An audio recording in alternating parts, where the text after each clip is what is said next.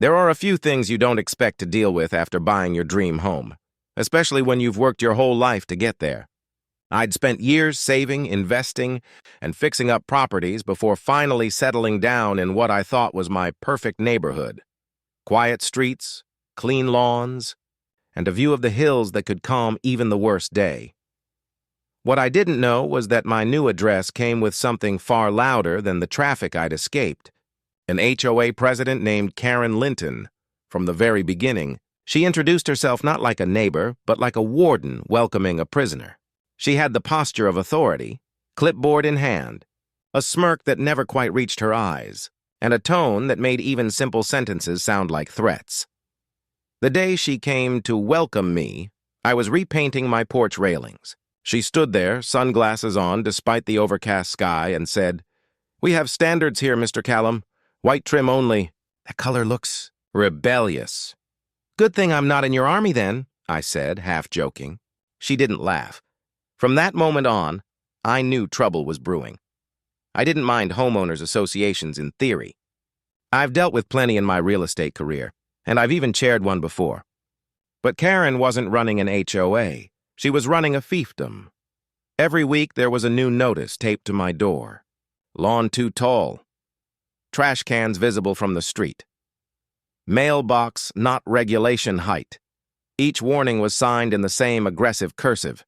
Karen Linton, HOA president. At first I brushed it off. But then came the fines. Small at first, $50 here, $100 there, and the letters threatening further action if I didn't comply. Now, I'm not the kind of man who backs down from a fight when I'm in the right, but I also believe in picking my battles. So I called the HOA office and tried to reason with her. "Karen," I said, keeping my voice even, "I've read the bylaws. None of these violations actually exist in the covenant. You're fining people for your personal preferences." She chuckled, that sharp, dismissive kind of laugh. "Mr. Callum, maybe you just don't understand how things work here. We take pride in our neighborhood.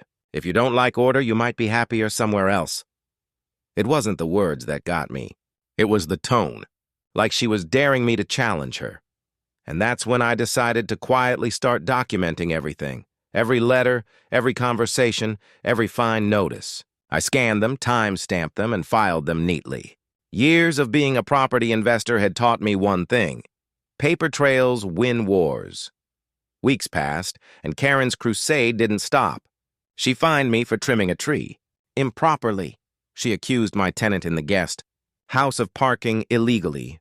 She even had the nerve to send a written warning for unsightly outdoor furniture. A single, wooden rocking chair my late wife had loved. That was the first time my patience really cracked. I drove to the HOA meeting that evening, the one Karen liked to call community improvement sessions, though everyone else just called them Karen's Court.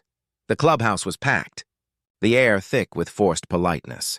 Karen sat at the front like a queen presiding over her peasants, tapping her pen as if she owned the air we breathed. "Mr. Callum," she said when it was my turn, "you've had quite a few notices recently. Perhaps you'd like to explain why you're refusing to follow community rules." I smiled politely. "Because, Mrs. Linton, you're making them up." Gasps. A couple of neighbors glanced at me, then at her. Her lips tightened. "Excuse me? You heard me. I've reviewed the association's charter. None of these rules you're enforcing exist in the recorded covenants. You're inventing them and issuing fines that aren't legally enforceable." She blinked once, then twice, as if she couldn't process being challenged in her own domain. "Sir," she said through a forced smile, "perhaps you should consult an attorney before you embarrass yourself." I leaned back in my chair. "Funny thing, I already have." The silence that followed was almost satisfying. But before I could elaborate, she slammed the gavel. "Meeting adjourned." That was Karen's favorite move, cutting the conversation short before anyone else could see her cornered. But the moment I walked out of that clubhouse, I knew this wasn't over. The next week, she escalated. A certified letter arrived at my office, not my home, which meant she'd gone digging for my business address. The envelope contained a notice of eviction. She was claiming that my tenant's guest house, fully permitted, fully legal, violated community occupancy standards, and that I was illegally leasing a secondary dwelling. I actually laughed when I read it. Then I called my attorney.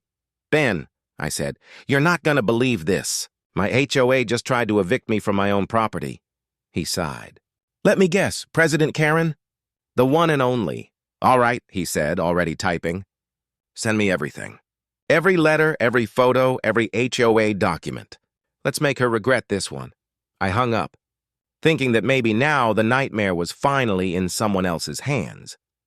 But I underestimated just how far Karen was willing to go. A few days later, I came home from work to find two sheriff's deputies parked in my driveway. Their cruiser lights were off, but the tension was obvious. "Mr. Callum?" one asked. "That's me. We received a complaint from your HOA. They're alleging trespassing and unauthorized occupancy on this property." I stared at him. "You're saying I'm trespassing? On my own land?" He looked uncomfortable. "We're required to check it out, sir. Do you have proof of ownership?" I went inside, retrieved my deed, and handed it over. He read it, nodded, and gave a slow exhale.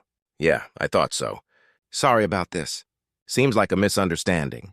The deputy handed me a copy of the report. "The listed complainant? Karen Linton." That was the moment the line between petty and criminal snapped. She'd crossed into false reporting. I thanked the officers, closed the door, and felt something cold settle in my chest. I wasn't just fighting over property lines anymore. I was fighting for my right to live peacefully in my own home. And if Karen wanted a war, she was about to get one. The kind fought not with words, but with evidence, law, and precision. I wasn't just any homeowner. I was her landlord, and she didn't even know it yet. The morning after the deputies left, I sat in my kitchen with a black coffee and a mind spinning faster than the ceiling fan above me. I wasn't angry yet, not in the shouting, fist-clenching kind of way, but in that slow, quiet kind of anger that feels colder than ice. Karen had crossed the line. She hadn't just slapped me with fines or fake violations. She'd weaponized law enforcement to humiliate me in front of my own neighbors. And for what? To prove she could. That wasn't just arrogance. That was malice. I spent the next hour reviewing my HOA's charter again, every page, every clause, every signature. I wanted to see exactly what kind of power she actually had. The answer? None. The HOA couldn't issue criminal complaints, couldn't file eviction orders, and definitely couldn't dictate who lived on my legally zoned property.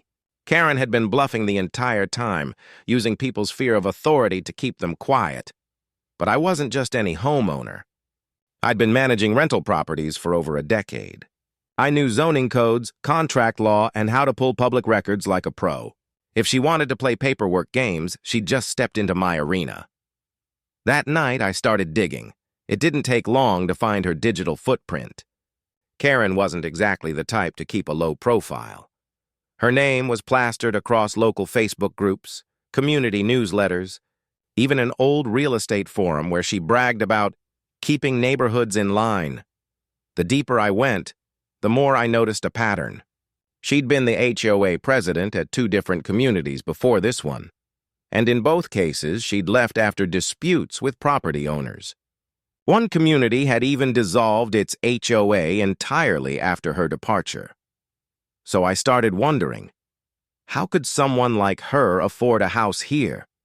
The area wasn't cheap. I ran a search through the county assessor's database and typed in her address. When the record popped up, I almost spilled my coffee. The house Karen lived in, her pride and joy, the one she used as her throne of neighborhood control, wasn't hers. It was mine. Well, sort of. It was owned by a rental company that I managed. And guess who the landlord was on that lease? Me. For a full minute, I just sat there staring at the screen, trying to process the absurdity. The HOA president who'd been trying to evict me from my home was renting her house from me. It was like finding the winning lottery ticket you didn't even remember buying. I printed out the property record, the signed lease agreement, and every document tying her tenancy to my management company. Then I sat back, grinning to myself. This wasn't just justice, it was poetic. Still, I didn't act right away. You don't swing a hammer before lining up the nail. Over the next few days, I gathered more evidence. I wanted an airtight case, Not just to shut her down, but to expose her abuse of power in front of the entire HOA. I started with the false 911 call.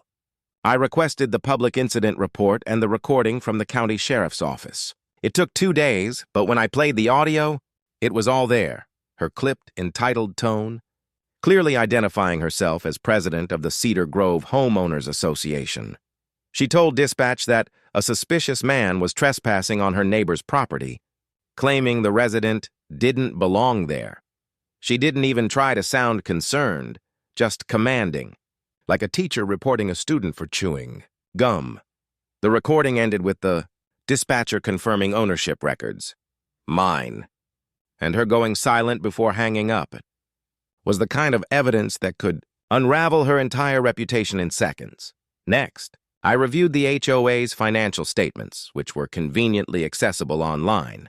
Karen had been reimbursing herself hundreds of dollars each month for community improvement expenses, with vague descriptions like aesthetic upgrades and maintenance consultations. Translation?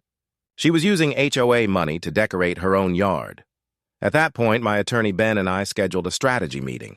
He glanced over the stack of papers I'd brought, property records, audio transcripts, HOA statements, and raised an eyebrow. "Callum," he said, "I've seen a lot of neighborhood disputes, but this might be the most satisfying one yet." I laughed. "Think it's enough to make her stop?" He leaned back in his chair. "Stop? No, but it's enough to make her wish she had." We outlined a plan that afternoon. Step 1. Gather 3 months of proof that she'd falsified HOA expenses. Step 2. Deliver a notice to vacate under the terms of her lease. Purely legal, purely procedural. Step 3. Expose her at the next HOA meeting with documentation ready for everyone to see. A week passed, and I played the waiting game. Karen must have sensed something because she doubled down on her crusade. 3 more warning letters appeared in my mailbox, all handwritten this time, as if she'd run out of official stationery. One said, "You are in direct violation of community conduct standards by continuing to cause unrest among members." Another accused me of harassment for attending meetings with hostile intent. I read each one with a growing smile. Every letter she sent me was another nail in her own coffin. Then, on a Thursday morning, I stopped by my management office and printed the eviction notice, formal, polite, and backed by every clause of her lease. It stated, "Due to violations of the lease agreement, including hostile behavior toward management representatives and misuse of property-related legal processes, this tenancy is hereby terminated effective immediately." It wasn't personal. It was professional. I slid it into an envelope, sealed it, and drove straight to Cedar Grove. The moment I pulled into her cul-de-sac, I saw her outside, pruning her rose bushes in that same smug posture she always had when she thought the world was beneath her. I parked, stepped out, and walked toward her fence. She turned, forced a smile. "Mr. Callum, here to file another complaint?" "No," I said, handing her the envelope. "Just business." She frowned, took it, and ripped it open right there. Her eyes scanned the page, then froze. "What is this?" she snapped. "Your lease termination notice," I said calmly. "You've got 30 days to vacate. Standard procedure." She blinked rapidly. You can't evict me." "I own this house." I tilted my head slightly. "No, you don't. Check your deed again, or better yet, the name on your lease. You rent it from me." Her jaw went slack. For the first time since I'd met her, Karen Linton didn't have words. I gave her a polite nod, turned, and walked back to my truck. The entire way home, I couldn't stop smiling. This wasn't the end, not yet, but it was the first real hit. The queen of the HOA had just learned that her castle wasn't hers at all. And now, her reign had an expiration date stamped right at the top of the page. When I handed Karen that eviction notice, I expected an explosion, but the silence that followed was even better. For the first time since she'd moved into power, she didn't march across lawns with her clipboard or send out morning emails, scolding residents for leaving their garbage bins out too long. For 2 days, there was peace. The kind of peace that almost made me forget who she was. but I should have known better. On the third morning, my phone buzzed before sunrise. It was Ben, my attorney. "Brace yourself," he said. "She's filed a restraining order." I laughed, thinking he was joking. "Against who?" "You," he said flatly, "claiming you're harassing her and retaliating as a landlord because of HOA disputes." I sat back in disbelief. "She's doubling down." "Yep," he said, sighing. "But don't worry. The court will toss it. She has no evidence, just her word and whatever fantasy she's built for herself." Still, it meant one thing. Karen wasn't retreating quietly. She was regrouping. The next HOA newsletter arrived that afternoon. Usually, she filled it with reminders about lawn care and dues deadlines, but this time it read more like a smear campaign. "Certain members of our community have been engaging in acts of intimidation toward HOA leadership," it began. "We remind residents that respect and decorum are vital to maintaining our neighborhood's reputation." It didn't name me directly, but she didn't have to. Everyone knew who certain members meant. Within hours, I got 3 sympathetic texts from neighbors. "Ignore her, man. We know you're right. She's unraveling." Finally, someone's standing up to her. That last one made me smile. Maybe this fight wasn't just mine anymore. Still, I kept my focus. I spent that week finalizing everything I'd need to end this, legally, cleanly, and permanently. I had 3 main weapons. Proof of false 911 reporting. Evidence of HOA fund misuse. Her lease agreement under my management. Each one alone could embarrass her. Together, they could destroy her credibility. But I didn't want just embarrassment. I wanted accountability. The next Saturday, the HOA held what Karen called an emergency board meeting. Her tone in the email was frantic. All caps, bold letters, and enough exclamation marks to suggest a crisis. I showed up 15 minutes early and took a seat near the back. She arrived a few minutes later, her hair immaculate as always, but her eyes were bloodshot. She wasn't sleeping much. The room filled quickly. About 24 neighbors attended. More than usual. They were tired of her, too. You could see it in the slumped shoulders, the folded arms, the murmurs of quiet resentment. Karen opened the meeting with her usual fake cheerfulness. "Good evening, everyone. I'm glad you all came on such short notice. Unfortunately, we've had some concerning incidents involving one of our residents." She didn't even look my way. A few people exchanged glances. A man in the corner whispered, "Here we go again." Karen continued. "This individual has been engaging in intimidation tactics, threatening leadership, and attempting to manipulate HOA operations for personal gain." Someone raised their hand. "Who are you talking about?" She smiled tightly. "Out of respect for privacy, I won't name names." "Then what's the point of this meeting?" another voice asked. Karen's mask cracked. "The point," she snapped, "is to protect the integrity of this community." The room went still. For a moment, nobody moved. Then, slowly, I stood up. "Mind if I say something?" I asked. Her jaw tightened. "This isn't a forum for—" "Great," I said, stepping forward anyway. "Because what I have to say isn't about opinions. It's about facts." I walked up to the front and placed a small folder on the table beside her stack of papers. "Inside," I said, "is a copy of a public incident report from the sheriff's office. It details a false 911 call made by someone claiming a resident was trespassing on his own property." A murmur spread through the room. Karen's face went pale. "Next," I continued, "you'll find screenshots from the HOA's financial records, showing reimbursements labeled as community improvements. Those payments went directly to the president's personal account." The room erupted in whispers. Someone muttered, "That explains my dues increase." "And lastly," I said, "a copy of the lease agreement for the property located at 119 Maple Bend."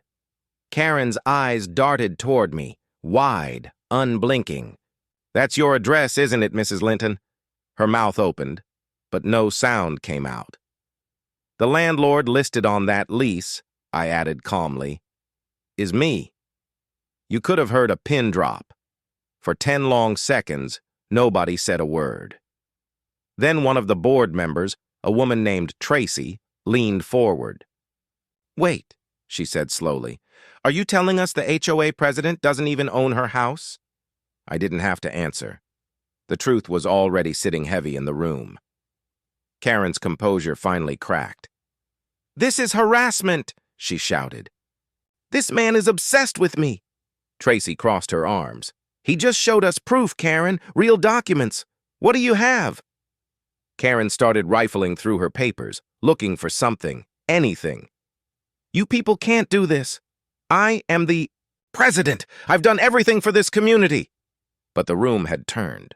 The same neighbors who once nodded at her speeches now stared with cold, quiet anger. Ben, who had come along for legal backup, spoke up from the back. "Actually, the bylaws state that any board member in breach of fiduciary duty can be suspended pending review. And misuse of HOA funds definitely qualifies," the board whispered among themselves, and Tracy, acting chair for the night, cleared her throat. "I motion to suspend President Linton until further notice," she said. "Seconded," another board member replied instantly. "All in favor?" Every hand went up except hers. Just like that, Karen's empire collapsed.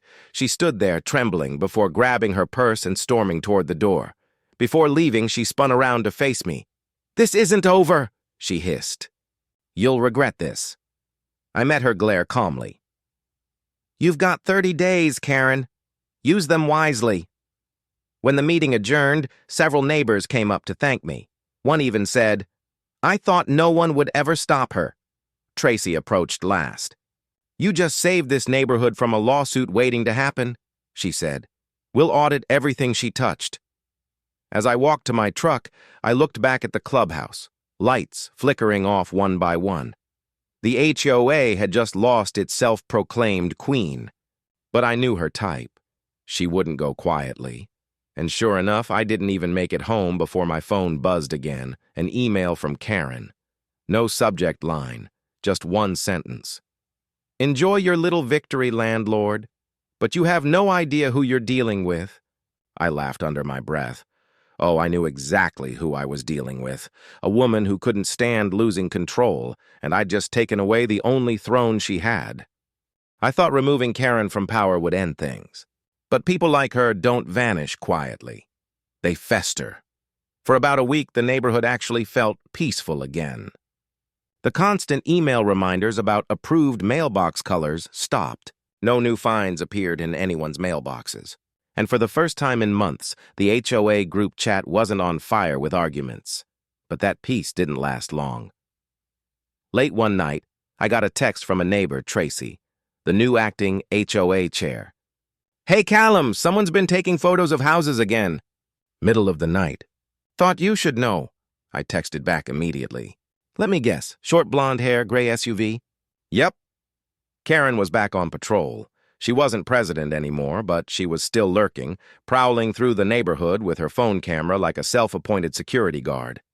I even caught her once parked at the edge of my driveway, pretending to check her messages while obviously filming my house. That was mistake number 1. Mistake number 2 came 2 nights later, when I woke up at 2 a.m. to the sound of my motion sensor light flicking on. I went to the window, looked out, and saw movement near my garage. I stepped outside quietly, phone recording in hand. There she was, crouched near my trash cans, pouring something from a small plastic bottle along the concrete. "Karen!" I barked. She flinched, dropped the bottle, and spun around. Her face froze in the floodlight. Pure guilt. "What are you doing?" I asked, camera steady. She stammered, I was checking for leaks." "The HOA got a complaint!" I tilted my head. "You're not HOA president anymore. And that," I pointed at the bottle, "is fertilizer." "On concrete." Her eyes darted toward it, then back at me. "You can't prove anything." "Actually," I said, holding up my phone, "I just did." She stormed off, muttering something about lawyers and defamation, leaving the bottle behind. The next morning, I took photos of the area. Sure enough, a faint line of chemical burn marked the edge of my driveway. Nothing too damaging, but enough to show intent. I called Ben. "She's escalating." He sighed, half amused, half exasperated. "We'll handle it. Document everything. We'll need it if she keeps pushing. Do I call the cops?" "Not yet," he said. "We're going to make this clean. Let her dig her own hole." By the end of the week, it was clear Karen was trying to stir chaos wherever she could. Several residents reported anonymous complaints to code enforcement, all bogus. One claimed that a neighbor was running an illegal kennel because they had 2 dogs. Another said someone was operating a business just for parking a work van in their driveway. Each complaint traced back to the same source, an email from KarenLinton@hoaagmail.com. Tracy called me one morning, voice heavy. "She's sending those to city offices using our HOA name," she said. "I've already filed a cease and desist." "Good," I said. "The more she pushes, the worse it'll get for her." Still, it was exhausting. Every day felt like walking through a storm that just wouldn't pass. I'd step outside, half expecting to find her lurking again with that same fake smile and clipboard. Then came the vandalism. One Friday morning, I walked out to my truck and found deep scratches along the side. Deliberate, long, ugly lines etched into the paint, and taped to the windshield was a note. "Maybe now you'll respect this community's values." No signature, but I didn't need one. The handwriting was unmistakable. I took photos, filed a police report, and emailed everything to Ben. He responded within 10 minutes. "This is good. Not the damage, but the pattern. This proves ongoing harassment. We'll move fast." By move fast, he meant the final strike, a restraining order backed by evidence, and a lawsuit for damages. But I wanted one more thing first. I wanted her to see it coming. That night, I attended the monthly HOA meeting. Attendance had doubled since the last blow-up. Word was spreading that Karen was still causing problems, and people wanted to see how the board would deal with her. Tracy was seated at the front, calm and composed. I sat near the back, silent, observing. 15 minutes in, the door swung open, and there she was. Karen marched in like nothing had happened. No title, no authority, but that same smug confidence, as if the universe still owed her obedience. She stood near the center of the room. "I have a statement," she announced loudly. "This entire board is acting illegally. I am still the rightful president of the HOA." Murmurs rippled through the crowd. Tracy sighed. "Karen, please sit down. You were removed by vote. It's over." Karen pointed at me. "This man is manipulating all of you. He's a landlord exploiting the system to silence me." I stayed quiet. "The calmer I looked, the worse she sounded. He harasses me," she shouted. "He made me lose my home, and now he's trying to destroy this community." Tracy stood, voice firm. "You lost your position because you broke trust. We have proof." "Please leave!" Karen slammed her hand on the table. "You'll regret this. I'll sue every one of you." Then I spoke. "Actually, Karen," I said evenly, "you might want to hold off on filing anything new. You've got enough pending as it is." She glared at me. "What's that supposed to mean?" I held up a small stack of documents. "Police reports, email records, property damage photos, all tied to your name, and a witness list of every neighbor you've harassed since you lost your seat." The room went still. Tracy folded her arms. "You heard him. We've all had enough." Karen's face twisted, a mix of rage and disbelief. "You're lying!" she hissed. "All of you!" I met her gaze. "No, Karen, we're just done being afraid of you." The next morning, I filed the paperwork with Ben's help, a harassment suit and a request for a restraining order. The sheriff's office delivered the papers to her door within 48 hours. I heard later from Tracy that when the deputy handed her the envelope, she broke down crying right there in the yard, yelling that everyone was out to get her. The neighborhood was quiet again that weekend, not peaceful exactly, but lighter. The tension that had hung over every driveway and mailbox for months had started to lift. Still, I couldn't shake the feeling that Karen wasn't finished yet. People like her rarely accept the mirror being held up to their face, and sure enough, 2 days later, I found a letter in my mailbox, no return address, but printed on the same type of stationery she always used. "This isn't over. You'll lose everything just like I did." I read it once, sighed, and tucked it into the growing evidence folder. Because what Karen didn't realize was that her fight was no longer with me. It was with the law. And this time I had every piece of proof stacked neatly in my corner. The Queen had struck back, sure. But now she was playing on my board. And every move she made brought her one step closer to checkmate. It's strange how quiet a courtroom feels before a hearing begins. Even the air has a kind of tension to it, like it's holding its breath, waiting for the truth to choose a side. That's where I found myself 3 weeks later, sitting beside my attorney Ben, staring across the aisle at Karen Linton, who looked nothing like the self-assured queen of the HOA I'd met months ago. Her hair was dull, her eyes tired, her jaw set tight like she'd been rehearsing her innocence for days.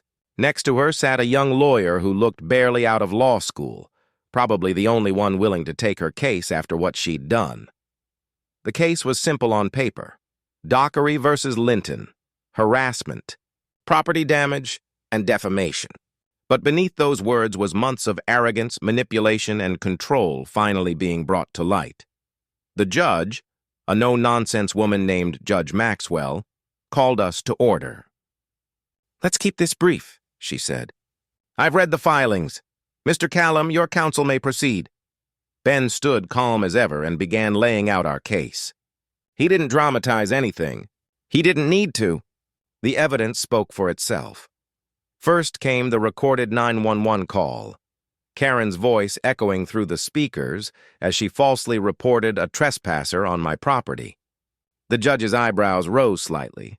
Then came the photos of my scratched truck and the chemical burns near my driveway, clear proof of deliberate vandalism.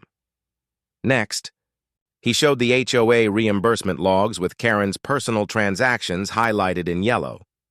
$214.92 for garden improvements, $327.50 for community maintenance. Both deposits made directly into her own bank account. When Ben finished, the judge looked at Karen. "Ms. Linton, do you dispute any of these claims?" Karen's lawyer jumped up.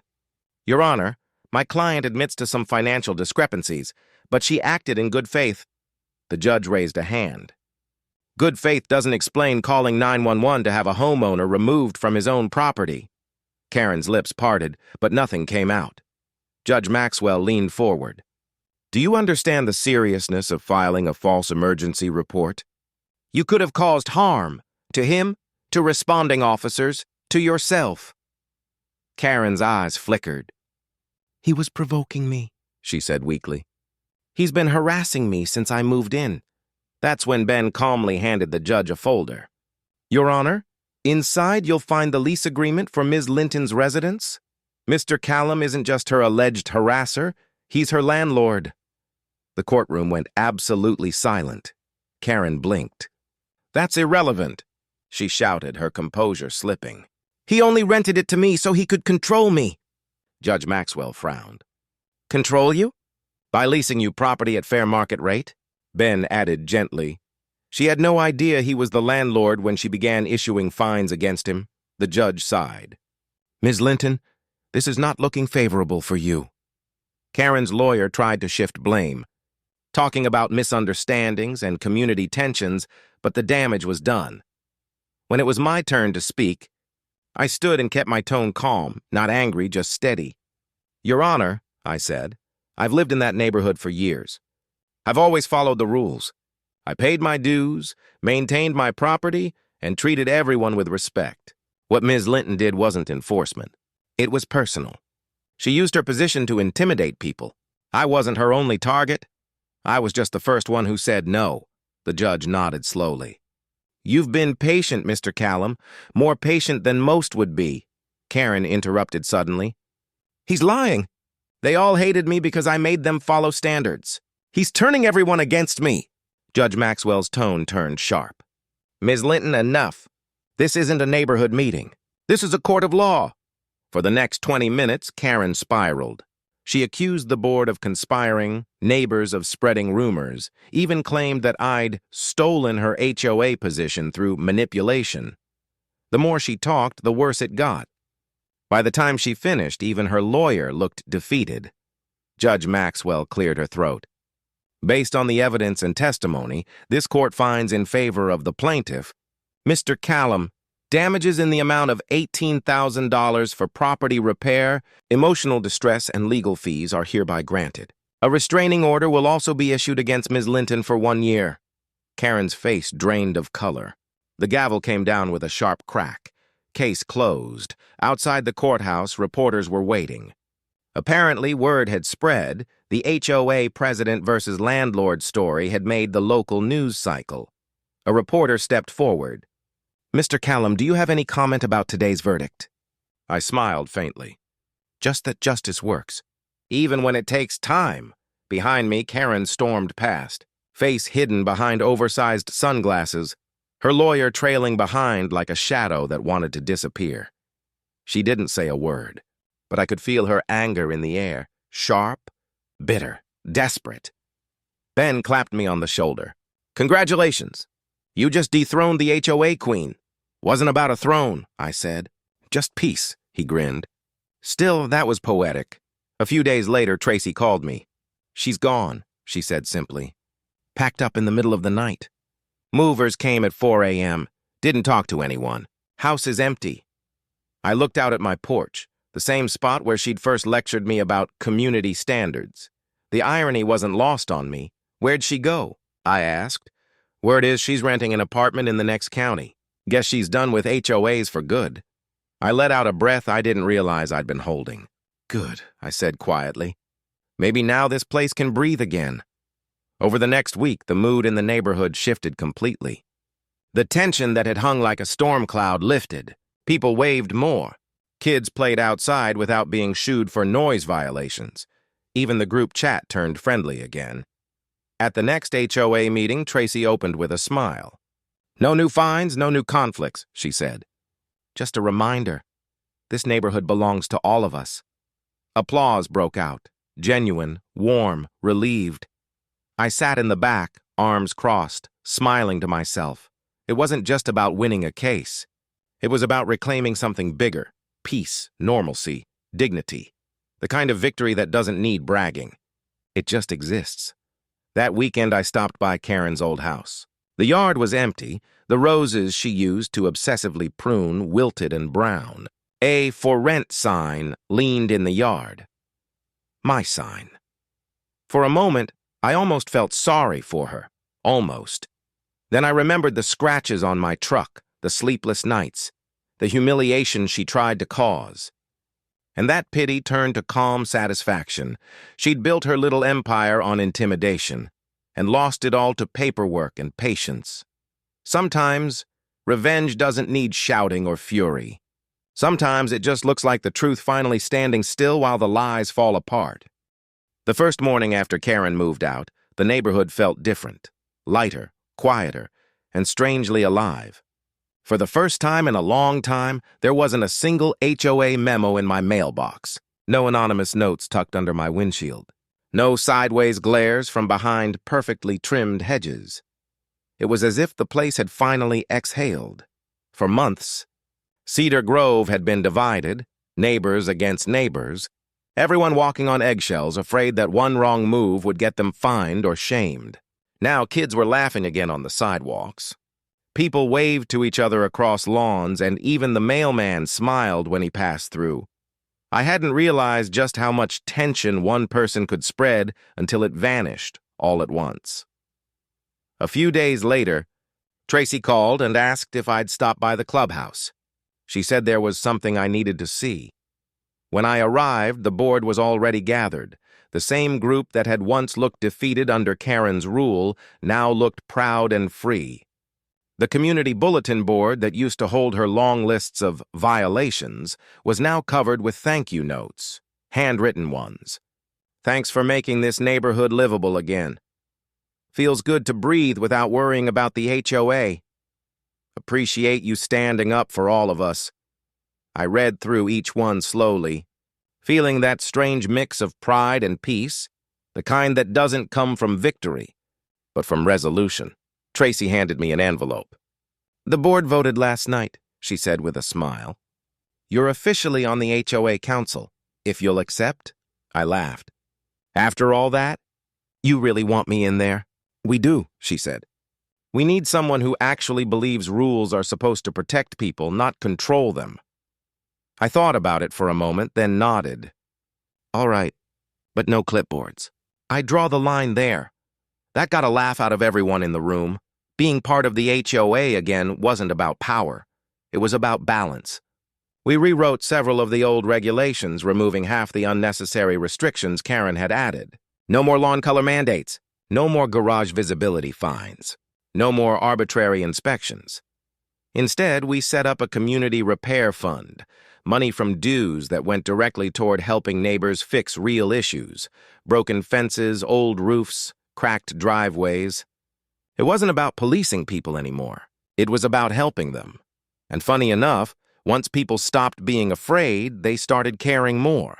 Lawns stayed tidy not because of fines, but because folks took pride again. HOA meetings turned into cookouts instead of courtroom drama. It felt like a community again, not a kingdom. Every now and then, I'd catch myself wondering where Karen ended up. Rumor was she'd moved into an apartment across county lines where there wasn't an HOA to feed her need for control. I pictured her there sometimes, pacing a small balcony, writing complaint emails that no one would ever read. Maybe that sounds cruel, but honestly, I didn't hate her anymore. She'd lost more than a position. She'd lost her illusion of control. And sometimes, losing the illusion hurts more than losing the job itself. I wasn't proud of the war we fought, but I was proud of how I fought it. With proof, not pettiness. With patience, not rage. That was the real win. A month later, I was out mowing my lawn when my neighbor, Mr. Benton, walked up holding a small brown envelope. He was one of the quieter ones, a retired mechanic who'd kept to himself during the chaos. "Thought you'd want this," he said, handing me the envelope. Inside was a faded photo, the entire neighborhood from 10 years ago, back when the community had first been built. Smiling faces, new homes, kids riding bikes on empty streets. Written on the back in blue ink were 3 words: "Before the noise." He smiled. "I found that cleaning out my garage. Figured you'd appreciate a reminder of what this place used to feel like." I looked at the picture again, then at the quiet, sunlit street around me. "It feels like that again," I said. He nodded, because someone finally said enough. Later that evening, I sat on my porch, the same porch Karen once criticized for having the wrong color trim. The paint had faded a little since then, but I left it that way on purpose. It was a small reminder that imperfection isn't chaos. It's character. The wind moved gently through the trees, carrying the faint smell of barbecue from a few houses down. The same neighbors who used to whisper complaints were now inviting each other over for dinner. That's when I realized communities aren't held together by rules.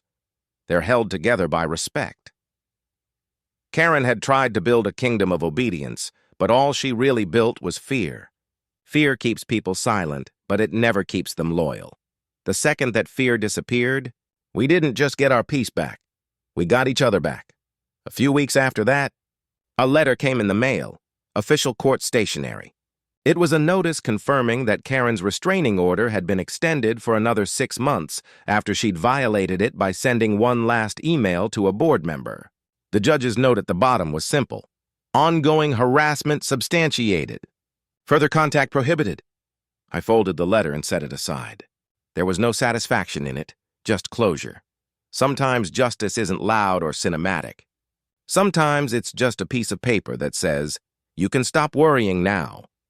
That weekend, we held a neighborhood picnic, the first real one in years.